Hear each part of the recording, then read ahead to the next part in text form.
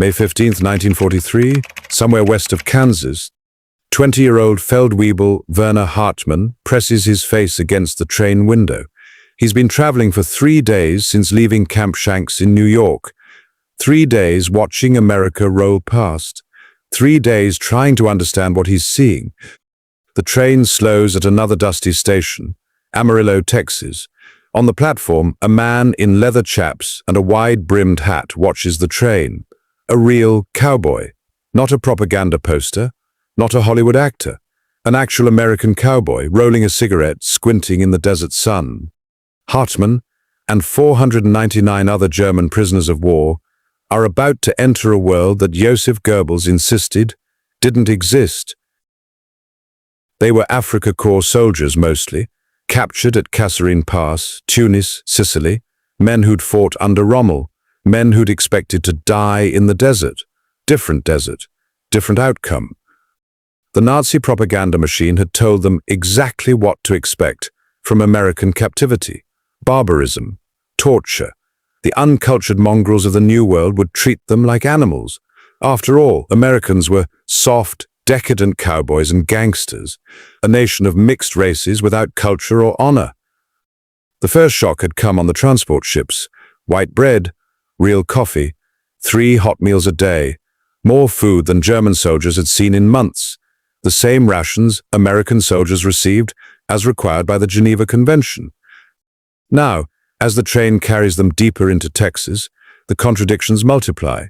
Through the windows they see endless farmland, herds of cattle that stretch to the horizon, oil derricks pumping black gold, towns with electric lights, paved roads, automobiles everywhere. One prisoner will later write to his family, "The Americans have so much of everything, they even share it with their enemies." Camp Hearn, Texas, 30 miles northwest of Houston, built for 4,800 prisoners. Reality, a small American town dropped in the middle of cotton country. The buses from the train station drive through the main gate. The Germans expect machine gun towers, attack dogs, brutal guards. Instead, they find barracks with electricity and indoor plumbing, hot showers, flush toilets, things many of them didn't have in Germany. The camp commander addresses them through a translator.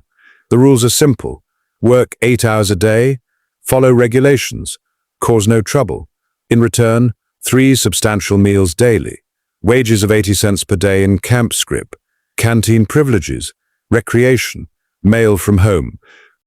Unteroffizier Friedrich Becker can't process what he's hearing. Wages? They're going to pay prisoners the same rate as American privates who earn $50 a month. The next morning, they meet their work supervisors, not soldiers, ranchers, cotton farmers, cattlemen, men in worn denim and leather boots, men who need hands for the harvest.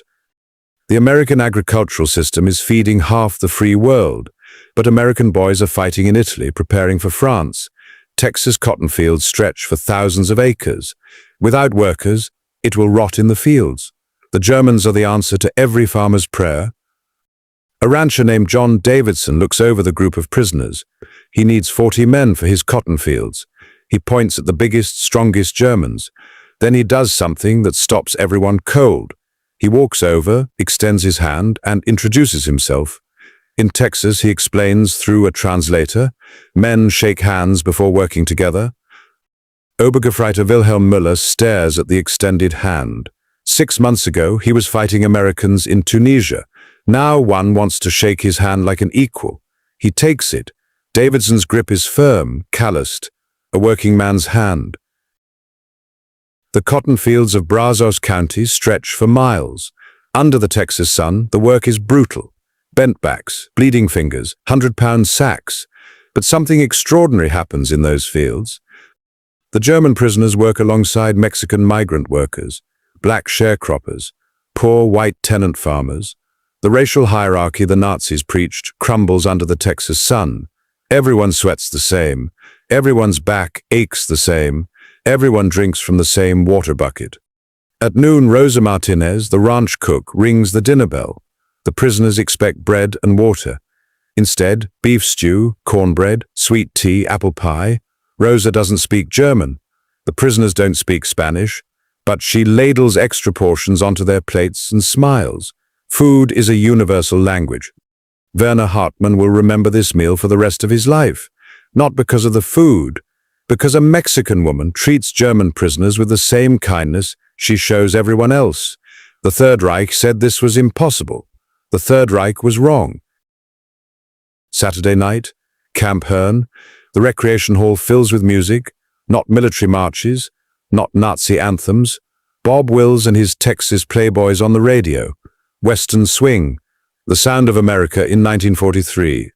After Italy switched sides in September 1943, Italian POWs gained more freedoms. They could attend local dances, chaperoned and supervised. German prisoners watched with envy. Some camps later allowed carefully monitored social events. Always supervised, always controlled, but still a slice of normalcy in wartime. The prisoners form bands, learn American songs. Some write new ones. A strange fusion of German folk melodies and Western swing, music that exists nowhere else in the world. The letters home create their own crisis. What can they write? How can they describe this to families suffering through Allied bombing, to mothers standing in ration lines, to wives who haven't seen meat in months? Friedrich Becker writes to his wife in Hamburg, "The Americans are not what we were told.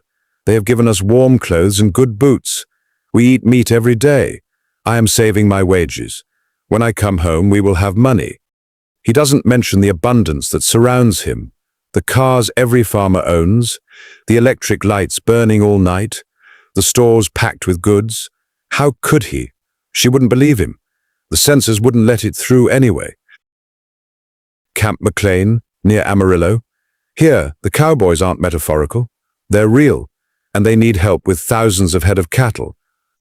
The rancher, Thomas Anderson, surveys his new workers, Luftwaffe pilots, panzer crews, U-boat sailors. Not one has ever seen a cow up close. He sighs. This is going to be interesting. He starts with the basics: how to approach a horse, how to hold a rope, how not to get kicked, bitten, or trampled. The Germans are terrified of the animals. The animals are suspicious of the Germans. It's mutual distrust at first sight. But Anderson is patient. His own son is flying B-17s over Germany.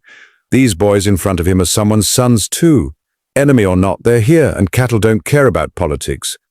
Within weeks, something magical happens. The Germans take to ranching like they were born to it.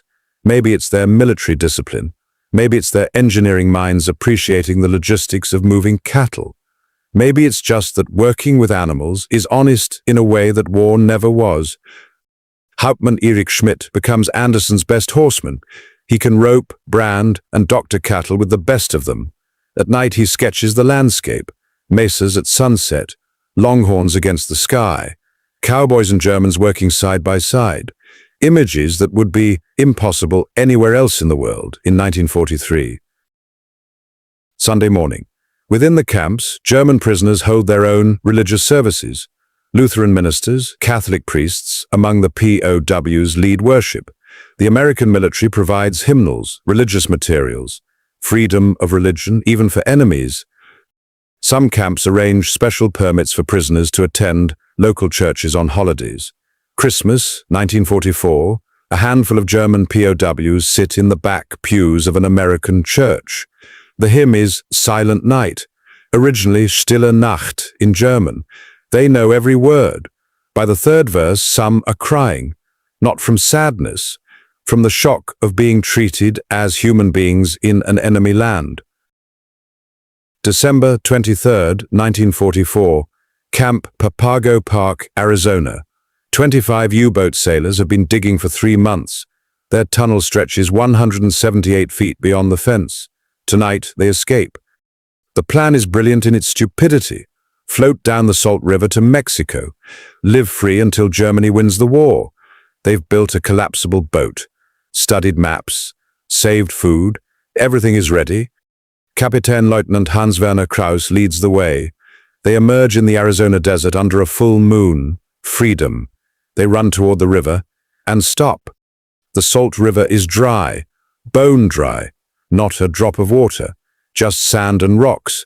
The maps were from 1880, before the dams, before irrigation. Their boat is useless, their plan is dead. They scatter into the desert. Within hours they're lost. The Arizona desert in December is freezing at night, burning during the day. They have no water, no real food, no idea where they are. Unteroffizier Johann Kramer stumbles into a gas station near Phoenix. He's been free for 3 days. He's sunburned, dehydrated, hallucinating. The attendant, an old man named Pete, gives him water, makes him a sandwich, then calls the authorities. While they wait, Pete shares his coffee, tells Kramer about his own son in the Pacific. 2 father's sons, one lost in the desert, one lost in a war. Captain Jürgen Wattenberg makes it furthest, all the way to downtown Phoenix. He's sitting in Van Buren Street on January 28th, when a street cleaner notices his accent. The police find him exhausted, homesick, ready to return.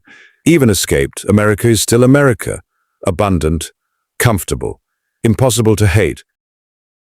Spring 1945, the war in Europe is ending. In the camps, the mood shifts. Letters from home stop coming. Cities are rubble. Families are scattered or dead.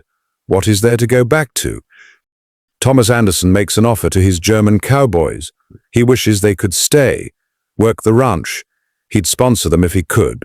The pay would be good, $100 a month plus room and board, more than they'd make in Germany, if Germany still existed. But the Geneva Convention is clear. Prisoners must be repatriated. No exceptions. They must go home. But home to what? Soviet occupation? Rubble? Starvation? Ranchers across Texas, New Mexico, and Arizona write to their congressmen. These aren't just prisoners anymore. They're neighbors, friends, the best workers they've ever had. But the law is the law.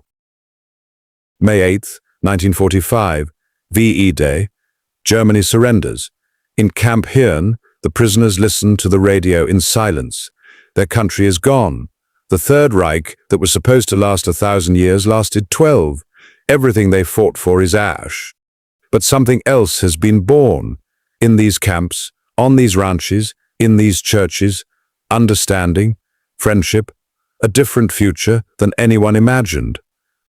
That night, John Davidson brings a bottle of whiskey to the camp. Good bourbon, pre-war. He shares it with Wilhelm Müller and the Germans who've worked his fields. They drink to the end of war, to the dead on all sides, to whatever comes next. Müller tells him, through an interpreter who's no longer needed, that he wants to come back. When he can, if he can. America has shown him something Germany never did. That strength doesn't require cruelty. That power doesn't demand hatred. That enemies can become friends over cotton fields and cattle drives. The repatriation begins in 1946. Trains reverse their journey, east to the ports, ships to Europe, back to a destroyed nation. But the Germans carry something with them. Knowledge, not military secrets. Something more powerful. They know how Americans farm, how they organize, how they work. They've seen American abundance and understand it's not magic, it's methods, machinery, management, things that can be learned, copied, adapted. More importantly, they know Americans, not the propaganda caricatures. Real Americans. Thomas Anderson teaching them to ride, Rosa Martinez ladling extra stew, John Davidson shaking their hands, Pete giving water to an escaped prisoner. When they tell these stories in Germany, no one believes them. Americans treating prisoners better than Germany treated its own soldiers. Impossible. Paying them wages, teaching them skills, sharing their churches. Fantasy. But the evidence is overwhelming. 425,000 German POWs worked American farms from 1943 to 1946. They harvested millions of dollars in crops, picked cotton by the ton, saved entire harvests that would have rotted.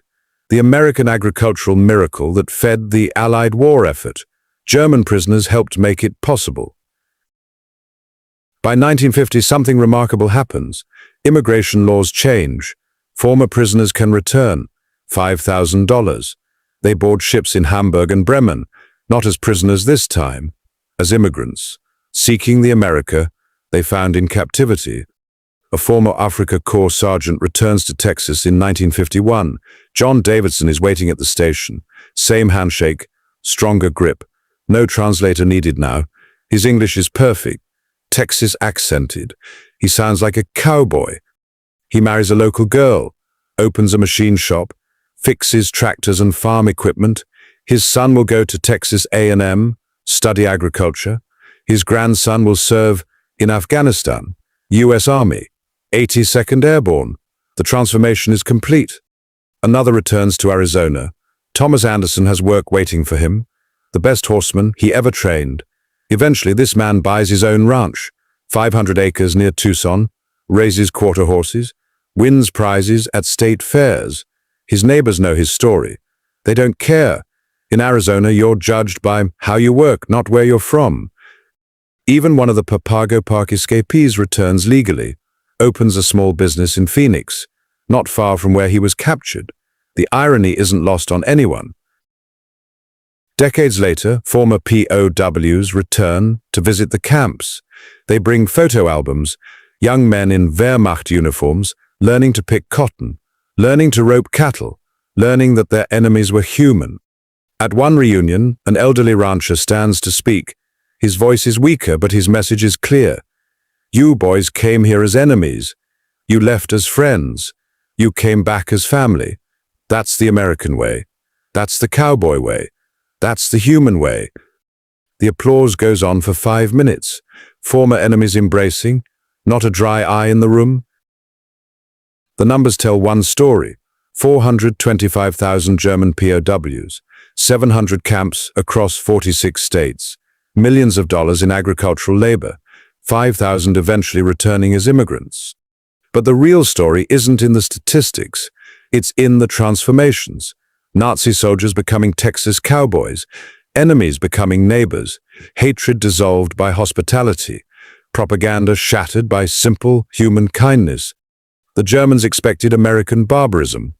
They found American abundance, not just material abundance, abundance of spirit, the confidence of a nation so secure it could afford to be generous to its enemies, so strong it could show mercy. In his final letter from Camp McLean, one prisoner of war wrote to his mother, "The Americans are cowboys, just like Goebbels said, but he never told us cowboys could be kind. He never told us they would share their food, their skills, their humanity. He never told us they would teach us to ride horses and repair tractors. He never told us they would shake our hands. He never told us the truth about anything." The truth was simpler and more profound than any propaganda. In the American West, German prisoners of war discovered something that transcended nationality, ideology, and war itself. They discovered that enemies are just strangers you haven't worked beside yet, that hatred can't survive a harvest, that humanity is stronger than any uniform. They came as warriors of the Third Reich. They left as cowboys, and in the dust of Texas cotton fields, the mesa shadows of New Mexico, the desert sun of Arizona, they learned the most dangerous lesson possible for a totalitarian ideology. They learned that their enemies were human, and that they were too.